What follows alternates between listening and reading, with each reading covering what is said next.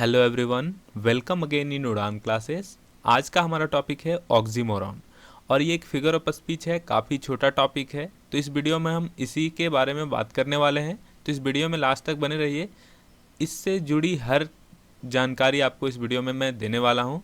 तो चलिए शुरू करते हैं ऑक्सीमोरॉन को जानना।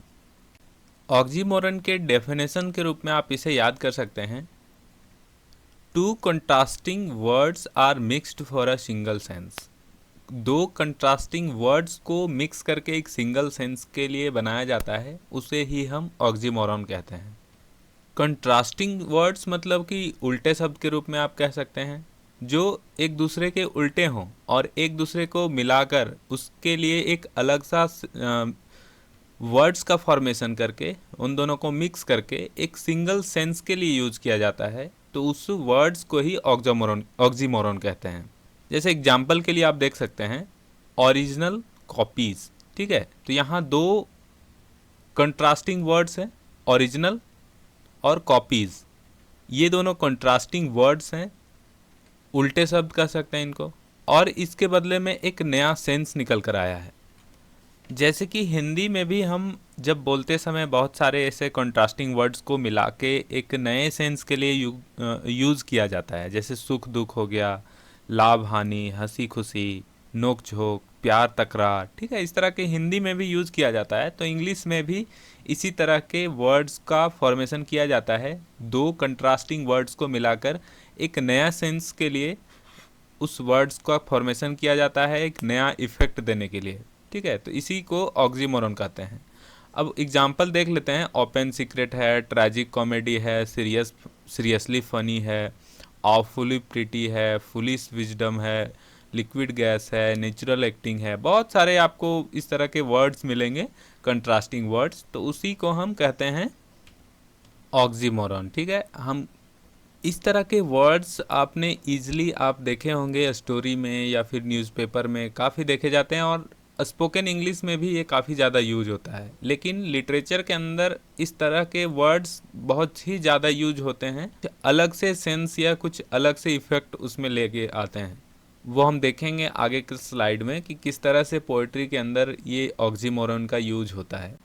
तो आपको समझ में आया कि दो कंट्रास्टिंग वर्ड्स को मिलाकर एक नया फॉर्मेशन बनाया जा सकता है। तो ये फ्रेज के रूप में भी हो सकते हैं और वर्ड्स के रूप में भी हो सकते हैं। ठीक है, तो जो एडजेक्टिव या नॉन के फॉर्म में होंगे, इन दोनों वर्ड्स को मिला के फॉर्मेशन करके जो ऑक्सीमोरॉन बनाया जाता है, तो इन्हें कभी कभी ग्लू करके मीन्स कि दोनों को मिला करके एक नया वर्ड लिख दिया जाता है, या फिर दोनों को अलग सेपरेट में रखकर ही उस सेंस के लिए यूज किया जाता है। ठीक है, तो ये एडजेक्टिव प्लस नॉन के फॉर्म में भी हो सकता है और एडजेक्टिव प्लस एडजेक्टिव के भी फॉर्म में हो सकता है। ज़्यादा करके एडजेक्टिव प्लस नॉन के फॉर्म में ये ऑक्सीमोरॉन होते हैं। तो आप जब भी आपको एग्ज़ाम में इस तरह के क्वेश्चंस आएंगे ऑक्सीमोरॉन, फिगर ऑफ स्पीच छांटने के लिए, तो आप इन वर्ड्स को ईजिली कलेक्ट कर पाएंगे, छांट पाएंगे कि जब कंट्रास्टिंग वर्ड्स मिलेंगे आपको तो उन्हें आप ऑक्सीमोरॉन का नाम देके यूज कर सकते हैं। लेकिन इस तरह का जब अपोजिट वर्ड्स या आइडिया को दोनों के साथ मिलाकर ऑक्सीमोरॉन का तो यूज किया जाता है, लेकिन कभी कभी इस तरह के जो आइडिया हैं ये दोनों को मिला के एक लंबे फ्रेज या एक सेंटेंस के रूप में भी वो आपको मिल सकता है। जैसे कि एग्जाम्पल में दिया है, in order to lead you must walk behind. जैसे आपने एक कहावत सुना होगा, शेर 100 कदम आगे बढ़ने से पहले 10 कदम पीछे आता है। ठीक है, तो वही वाला कहावत के लिए यूज किया गया है। तो यहाँ पे कंट्रास्टिंग सेंस के लिए ये दोनों फ्रेजेज हैं। इसमें जो in order to lead you must walk behind, तो आपको कंफ्यूज नहीं होना है, ये ऑक्सीमोरॉन नहीं है। ठीक है, ये ऑक्सीमोरॉन नहीं है तो क्या है वो हम बताते हैं। ये ऑक्सीमोरॉन नहीं बल्कि पैराडॉक्स है। ऑक्सीमोरॉन और पैराडॉक्स एक ही कैरेक्टरिस्टिक्स हैं दोनों में, लेकिन इसमें थोड़ा डिफरेंस है जो कि आपको समझना होगा ताकि आप इन क्वेश्चंस को इजीली डिफरेंस कर पाएँ। ठीक है, तो ऑक्सीमोरॉन को देखिए, जब भी मिक्स्ड करके कंट्रास्टिंग वर्ड्स का फॉर्मेशन करके जब नया सेंस के लिए यूज किया जाता है तो ये वर्ड्स के रूप में होंगे, यानी दो वर्ड्स में होंगे। जबकि पैराडॉक्स में ये स्टेटमेंट या आर्ग्यूमेंट के रूप में होगा। ठीक है, मीन्स कि ये कहावत के रूप में होगा, यानी ये फ्रेज के रूप में या सेंटेंस के रूप में होगा, ये वर्ड्स के रूप में नहीं होगा। जैसे इसमें ग्लू करके जो दो वर्ड्स मिला के और ऑक्सीमोरन बनाए जाते हैं, तो पैराडॉक्स में क्या होता है कि स्टेटमेंट के रूप में होगा या फिर किसी आर्गुमेंट के रूप में एक लंबा फ्रेज या लंबा सेंटेंस होगा।